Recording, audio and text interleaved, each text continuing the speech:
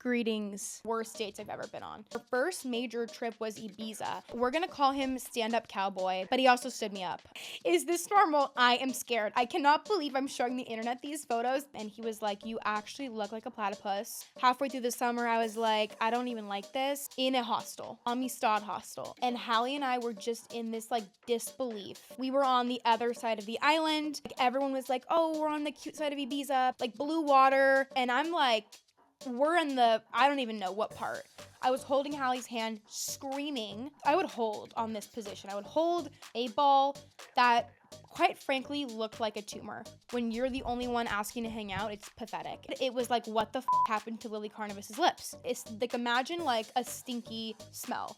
A ball in my upper left lip.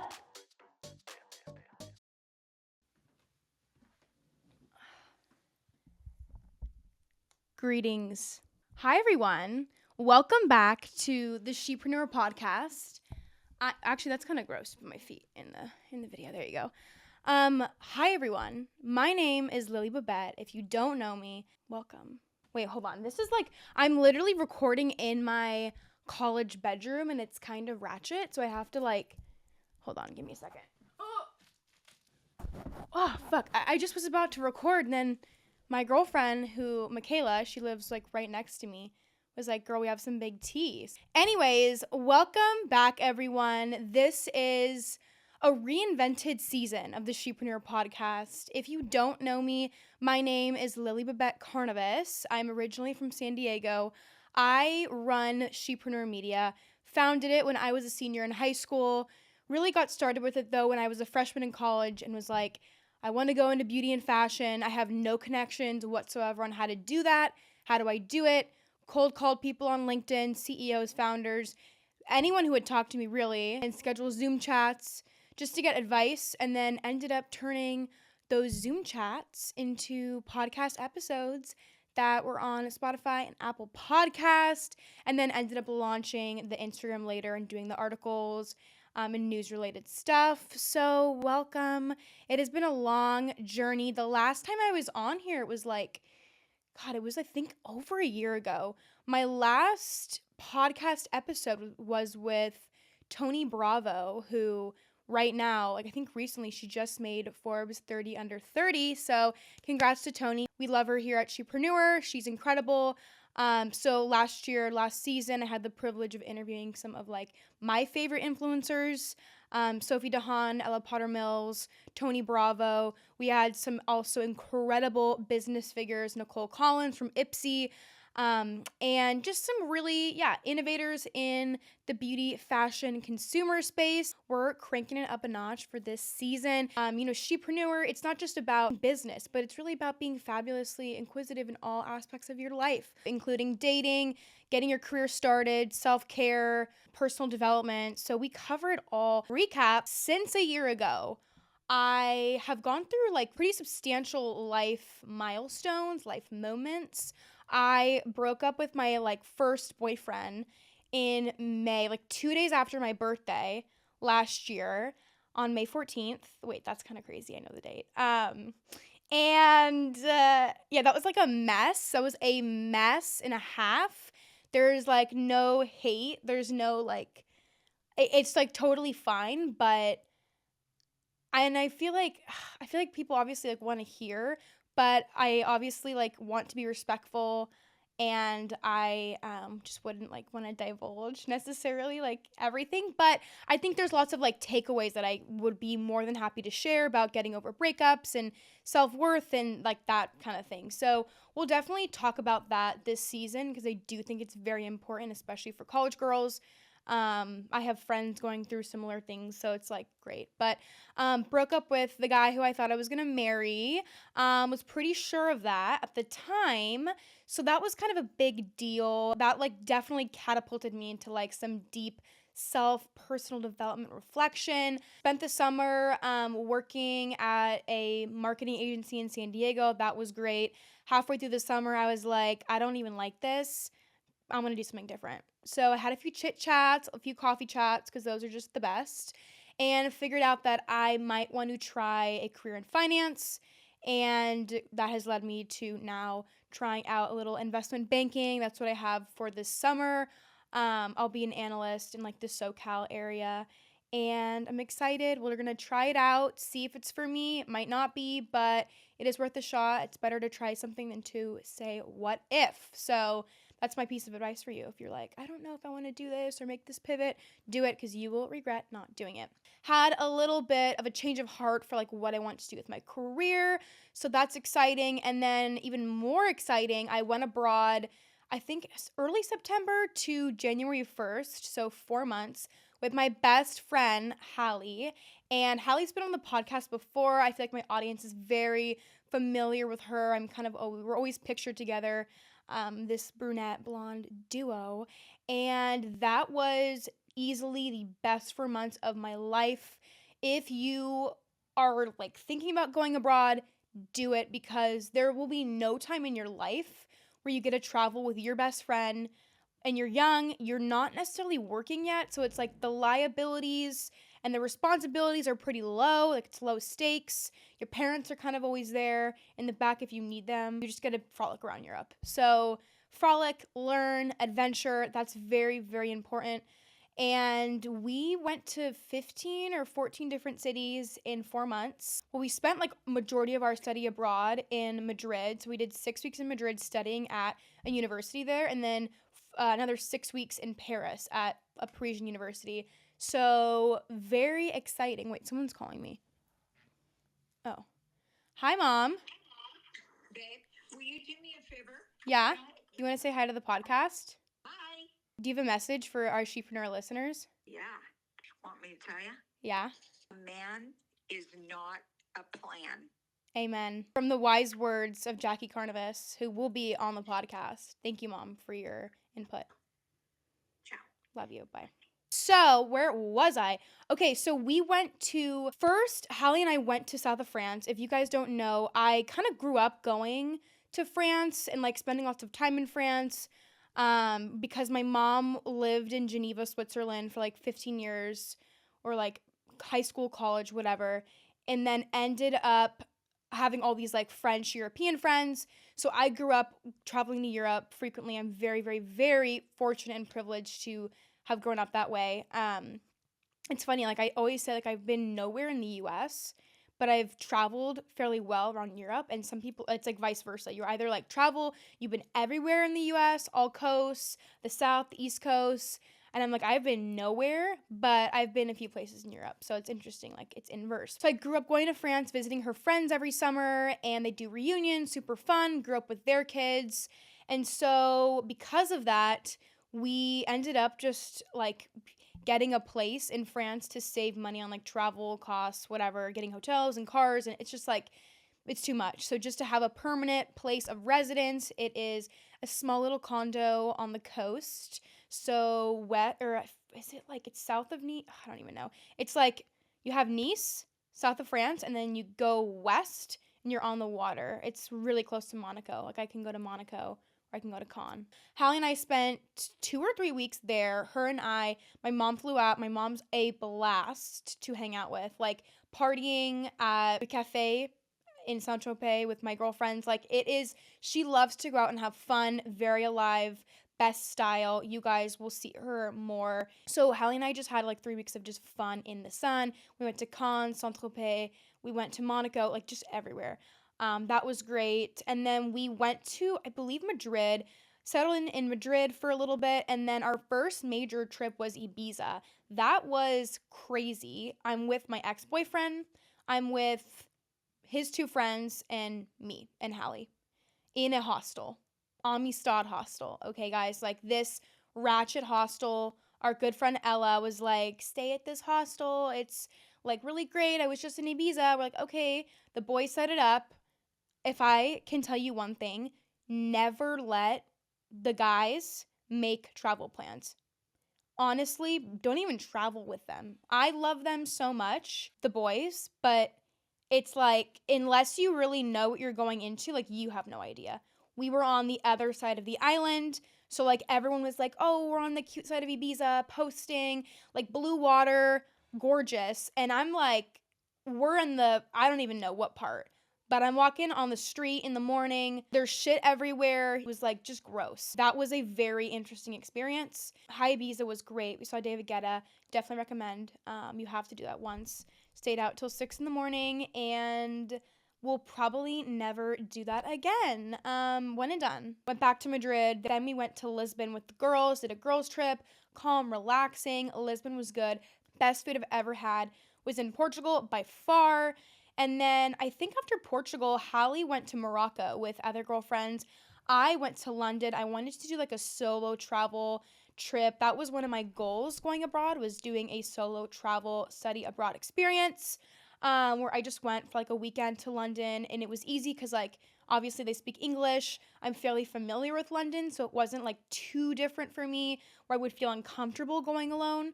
I knew what I was getting into, and so I loved it. I literally walked around the streets of London playing Adele, Amy Winehouse, Gracie Abrams. I was in my own little movie. My hotel room got upgraded, so I was like, girl, I am so happy.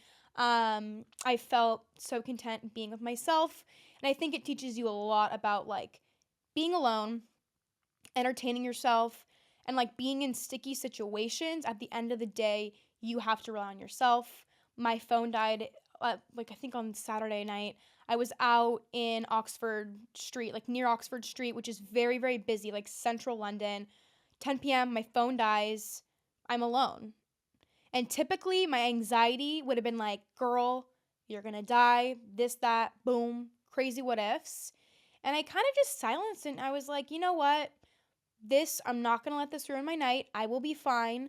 I am gonna get some ramen, sit down for a bit at this restaurant, read my new book I got at the like most iconic bookstore in London, Daunt Books, and I'm gonna walk around Oxford Street and enjoy myself. So I literally stayed out for like 2 or 3 more hours, no phone, just walking around with myself, and I loved it. And then I got home safe, got a black cab. Those are the best. And it was perfect. It taught me a lot about reliance, self-reliance, and true independence. After London, I don't remember where I went. Barcelona. Barcelona was for Halloween. That was also another just like Ibiza flashbacks. Honestly, I don't like Barcelona. I think a lot of people will disagree with me on that. I thought it was super dirty. It smelled stinky. Like it's like imagine like a stinky smell. Like they say New York stinky in the summer, whatever. This is like disgusting. It was fun though. Beautiful architecture. Really, it's cool that it's like by the beach. So there are like pros and cons to it all. After Barcelona, our 6 weeks had been up. We transitioned from like going to Madrid to Paris now. After Barcelona, we went to Paris, moved in. Our apartment was in the first arrondissement. Literally stunning, gorgeous, best area. And Hallie and I were just in this like disbelief that we were there living together in our dream apartment in the best area in Paris, in my opinion. It's the most central district. I remember Hallie and I walked back from dinner one night, and we walk on this to get home. It was the old like Lovelock Bridge. There used to be like this bridge in Paris where you would go and like put like a lock, like put your initials on it with your lover or your mom or whoever, and they had to remove it because the bridge was so heavy. It was weighed down by all these locks. So the new Lovelock Bridge doesn't have the locks on it, but people still know it as the old iconic bridge. Walking back on that every night, and at like 12 or the beginning of every hour, it would sparkle. And our first night we got to Paris, we were walking back from Saint Germain, and we were just walking on that bridge, whipped out the Emily in Paris soundtrack, Mon Soleil. Yeah, I'll play it for you. It's like, maybe it feels like magic. It's Mon Soleil. And promise not to wake me if it's all part of a dream. So we are like walking back from dinner. This is playing. The frickin' Eiffel Tower is circulating, sparkling. I'm like, I was in a dream, a fever dream. And Hallie and I were just so high on pure happiness and joy. We danced home that night across the river and to our little apartment. Our roommate, Manya, who also she's from New Delhi, India. She goes to Tulane, and she was incredible. The best roommate we could have ever asked for. We became like a little friend group. We would do brunch, the debriefs, learning about her culture, the drama over there. Yeah, love her. So we are still in contact. I adore her. She's amazing. Manya, if you're listening to this, I love you. Paris was like shopping, eating, reading, being philosophical, journaling, speaking French. I speak like proficient French, so like it's kind of nice to practice. Went out on a date.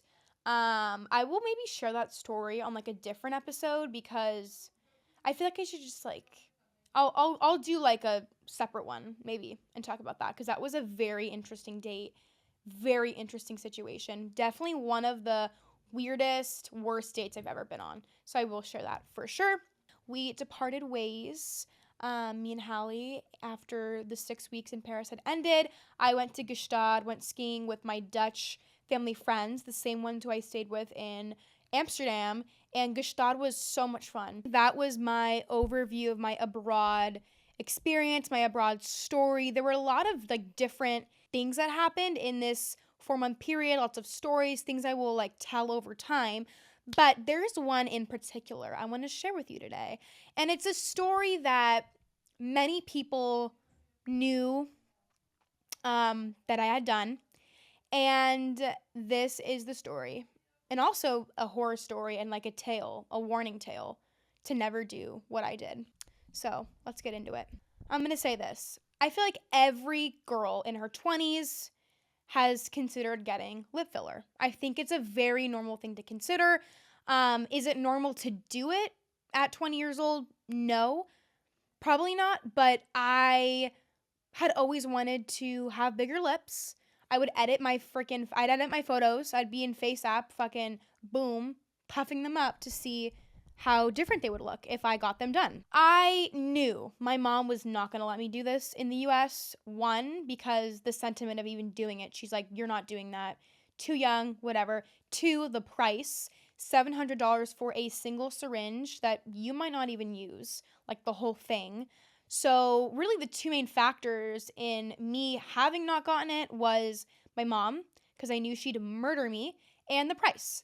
So I find myself in Europe. I'm in Madrid. I am alone and everything's cheaper. What do you know? And I was like, Hallie, I think I want to get this done. I got a recommendation from one of my friends, Claudia, who goes to this girl for facials. And at this same center, they do lip filler. And I'm like, why don't I just try it? Like, I don't want to spend $700 in the US. Like, I'm going to try it eventually. So might as well save money right now, do it now, see if I even like it. So she agreed. She was like, I think that's like reasonable. Like, you're saving money. You know you want to do it and try it. Like, okay, fine. I'll go with you to get the lips done. I'm like, okay, great. I booked my consultation or my appointment, whatever. Again, this was recommended to me by a friend. So I was like, this is going to be perfect. It's going to be great. So I book an appointment. Great.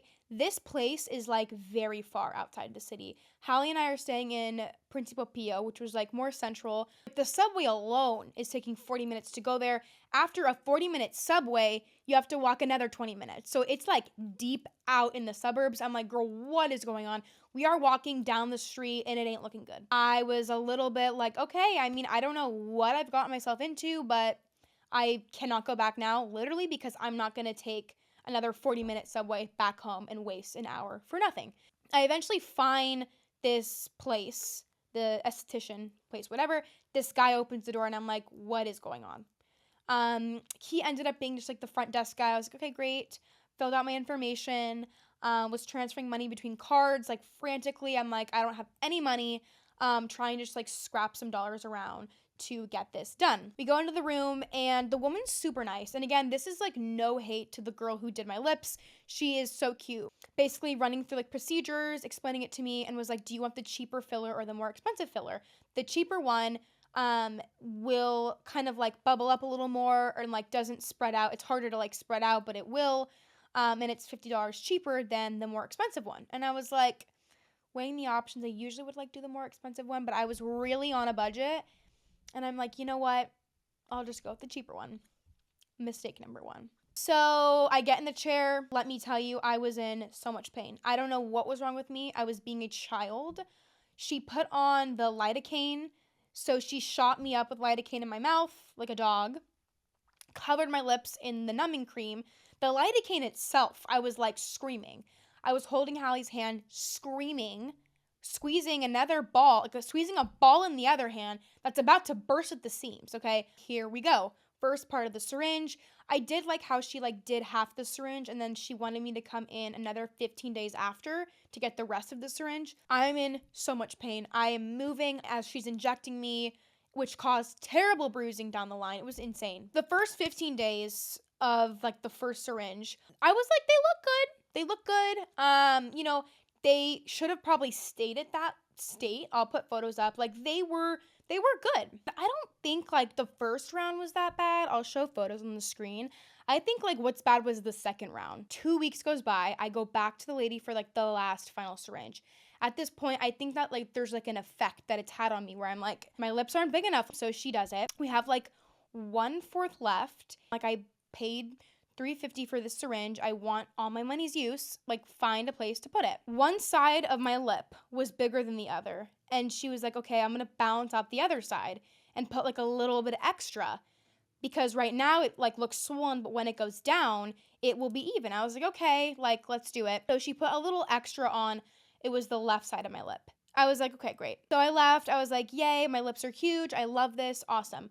I go home and I have terrible bruising because I moved like during the process if you move and like while you're being injected, like you will turn purple. I kind of started to notice something. I noticed a ball in my upper left lip, a ball that quite frankly looked like a tumor. My parents were like, my mom gets on the phone. She's like, what is wrong with your lips? I'm like, oh, like, I told them I was like, I went to some department store and they had like some lip contraption where you can like Kylie Jenner lip challenge, like something like you like suck in on a cup and it makes your lips bigger. I was like, that's what happened. It'll go away. Like, that's why it's kind of like looks kind of bumpy. But everyone started to notice. At this point, I'm in London. I'm like, okay, I'm living my best life. My lips are full. I'm posting selfies. Little did I know, everyone is talking about my lips. And I'm not saying that like, oh, because I'm relevant. It's like, oh, because like, what the fuck did she do to her lips? Like, it wasn't cool. It wasn't like, oh, she looks so good. It was like, what the fuck happened to Lily Carnivus's lips? Something is wrong. Now it's been like 2 months. My lips are still in. I'm in Paris, and from Paris, we go to Florence. At this point, the swelling should have all gone down. My lips should have looked normal. But one side of my lip was just astronomically larger than the other side. Like, it looked crazy. My lips were just, I don't even know what to say. And we were at a dinner with all my girlfriends, some girls from Cal Poly, and who were, like, studying abroad in Florence, some girls from Madrid, like, just everyone. My one girlfriend, Ella Fisher. Ella, if you're listening to this, I love you. But this girl is the most honest girl you'll ever meet in your life. She's honest. She will never BS you. And we were all sitting at dinner, or not dinner, maybe it was like this Irish bar we were at. And I'm like, Ella, like, be honest, like, are my lips bad? And she looks at me and she like is sipping her drink and just starts laughing. She's like, Lily, like, you have to get them out. And all the other girls are smiling, obviously, not because it's like a bad thing, but they're like, everyone knows. Everyone knows. So I'm like, you know what? Okay, that is sign number 1. Number 2, I'm at this bar, okay? This like total gross dude comes up, some American kid who went to like Syracuse or Santa Clara, I don't know, but totally made up this lie that he was like working for the Vatican in like a hedge fund. I'm like, whatever, total BS. It was complete whatever. But he was like, he came up to me and he's like, what did you do to your lips? Like, your lips look terrible. And I literally, kid you not, I'm already like thinking, I'm like asking every day. I'm like, Hallie, like, are my lips bad? Are they good? Paranoid. This guy comes up to me. He's like, what happened to your lips? He's like, why are you trying so hard to look like Emily Ratajkowski? And I'm done. Like, I gotta go home. I gotta book the appointment. It's done. When a guy comes up to you, says it, notices that, like, clearly, like, you just know it's bad. I'm gonna take you guys through, like, the WhatsApp chat. Hi, my lips are less swollen, but remember how I still got bruise on my left lip? I still feel a ball in my lip from the lidocaine inside my mouth. Is this normal? That is October 19th of 2024. I am sending videos. I am, like, hysterical. Can you see it in the video? You can tell it's swollen on one side. No other symptoms, just wanted to check with you. It gets progressively worse. I have this gap where I don't know where the filler went. Does that look normal? I think it migrated. What do I do? I'm literally at this, let's see if we can watch the video. Just terrifying, like actually terrifying. Yes, there's still a bump in my lip where the numbing was shot. It looks lopsided when I smile. Is this normal? I am scared. I cannot believe I'm showing the internet these photos. They are some of the worst photos of me ever. But I'm like, you just have to see it. One side, it hurts. It's swollen. It is totally lopsided. It looks like a duck.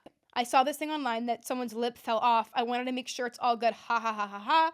It has been a month, so I think something would have already happened, like if it was going to happen. She basically says that I need to do electrotherapy or radiotherapy to get the lip filler down because dissolving it's not going to work because it will dissolve my whole lip. At this point, I'm like, I'm done. I get home, I dissolve it, it's done.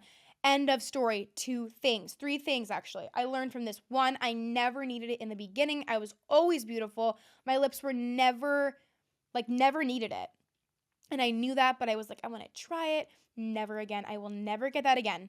Number 2, go and get the better quality option. Pay the extra $50. Do not cheap out on things that have to do with your face, whether it's like what filler they're going to put in or the type of surgeon you're going to get. Like, just, it's better to splurge when you're doing things that will change your like physicalness.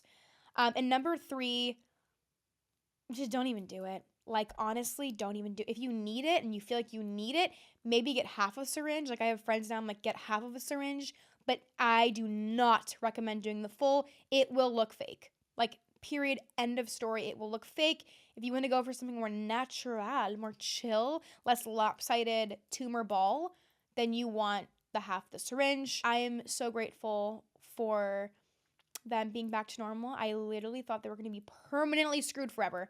But that was my story. I had to just like get it off my chest because I was like posting things and like everyone was like, what happened to your lips? And so definitely like a little bit of a story behind that. But anyways, so that was my botched lip story from being abroad. To finalize this episode, I'd like to just transition and talk about buy, sell, hold. This is a new segment on the She-Preneur podcast where basically we have our followers, girls like you, come and submit your entries about different situations with guys or whoever that you're like, do I buy, sell, hold? So to kickstart our relationship segment on the podcast, I'm going to take you through 3 different scenarios and we're going to determine, are we going to buy, sell, or hold? Okay, the first one says he likes you, but you're always the one making plans. He compliments you, sends flirty texts, and says he's into you, but he never actually asks you out. You initiate every date, every call, and every what are we doing this weekend? I was recently dating a guy who was literally like this. We're going to call him stand-up cowboy because not only did this guy not want to make plans with me, whatever, even though he said he liked me, but he also stood me up. I'll just tell you flat out, it's not worth it. Like, run the other way. Guys are going to say whatever they want to get their maximum results, their maximum outcome. They're trying to maximize their shareholder value, but not yours. With this scenario, to me, the simplest way to think about dating and men and like navigating that at this young age is like, if someone likes you or like if you like someone, you would want to hang out with them. And I did not like, I tried to explain this to this guy I was seeing. Like, I don't understand. Like, you say you like me, that I'm like this different girl, and I'm like, the perfect girl. If you could build someone, it would be me. And like, it was just weird. But then you don't like initiate to hang out. It's like we're just texting and talking, but like we're never just gonna hang out. It's just like weird. When I was in that, I was like, okay, you clearly don't like me enough to want to like arrange a plan. When I'm clearly telling you that I want to do something, that I like going to sushi and like rock climbing and whatever, and you're not wanting to do that, and you're like, and or just like not taking the initiative, to me, I took that as like, oh, you're just not that into me.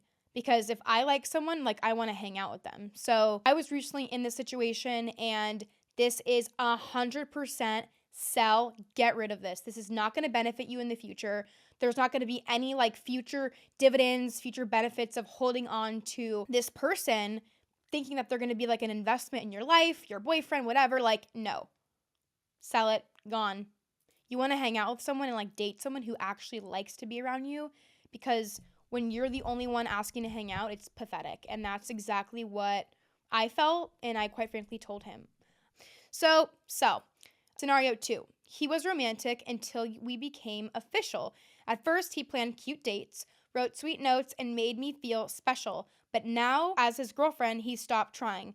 It's all want to come over, and I'm too tired to do anything. Buy, sell, or hold. This is also a problem that I feel like we've all been through before. You are like dating this guy, he's really great, dates, everything flowers, like so proper. And then once you're in the relationship, they feel comfortable to just slack off and do nothing. Like they do everything to like lure you in. You're like the fish, right? Like boom, casting the line, and then the bait. They have all this bait, and it's like all the pretty bait and all the whatever. And you're like, oh my God, yay, I'm gonna come to your line.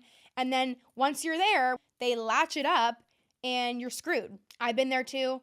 It's the worst. If they're not willing to put any effort in, and like I think if you do a test, like give it like 1 or 2 weeks. If he's done like nothing for you in between that period up to like 2.5 weeks, then either have a conversation and tell him, or if this is like your second conversation and he's still done nothing, because they do that, as unfortunately they do, then you need to sell. You need to go, because someone else will do it. If he doesn't do it, then someone else will. Someone else wants to take you out and have fun with you and take you to fun dates and treat you. So that's clearly not your person. Third and last scenario, he's already picking my baby names, and it's only been 2 weeks. He's kind, communicative, and emotionally open, but he's already talking about moving in, future kids, and our wedding playlist, and I barely learned like anything about this guy. Buy, sell, or hold. I think there's like a few things to look at. Number one, he could be like a genuinely nice person. Like maybe he's just excited and he likes you a lot. I also like don't know like the timeline. Like if this is like you've been dating him for 6 months, like okay, like I feel like for me, like I'm a lover. I like to think about like those kind of things, and like I think 6 months you're dating, like that's fair. If this is like a 2-weeker, okay, 2-weeker to like 2-monther, that's freaky. It's either one, he's like just really emotional, which is that good for you? I don't know. Or 2, he's love bombing you. I think a lot of guys do this because they target girls who are very emotionally open and sensitive, and like they know when a relationship, and they target you and essentially like love bomb you with all these like, we're gonna get married and have this and our babies are gonna be that. I'm gonna take you and do this.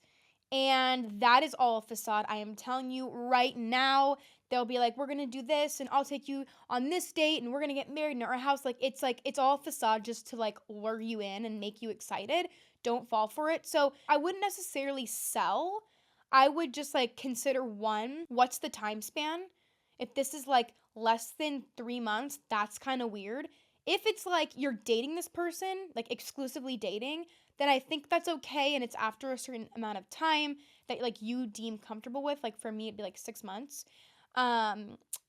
Number 2, or is he doing this to love bomb you? You have to be able to like distinguish that, because you don't want to be screwed over, and it's like a waste of your time to deal with guys who do that. So I would hold on this position. I would hold, I would wait, I would think about it, I would consider different like stakes and like what route he would be in, like either the love bomber, manipulator, crazy guy, or like the genuinely just like lover boy. Because I don't think like being a lover and like being emotional is a bad thing at all. I really don't. You just like want to distinguish. That is like to kick off the buy, sell, hold. Okay, I think my camera hates me. I had to switch to my iPhone because my camera keeps dying, so forget about that. But wanted to do our quick outro. Thank you guys for coming back and supporting She-Preneur, the She-Preneur podcast. To everyone who's been following and to all the new followers, I love you so much, and just appreciate all the support I've had on this journey throughout my college career building this. And let me know what you think about this new format, the video, the content. Put it on our Instagram at She-Preneur Medias. DM us, we'll respond. And make sure to follow wherever you watch your podcasts on, whether it's YouTube, Spotify, Apple.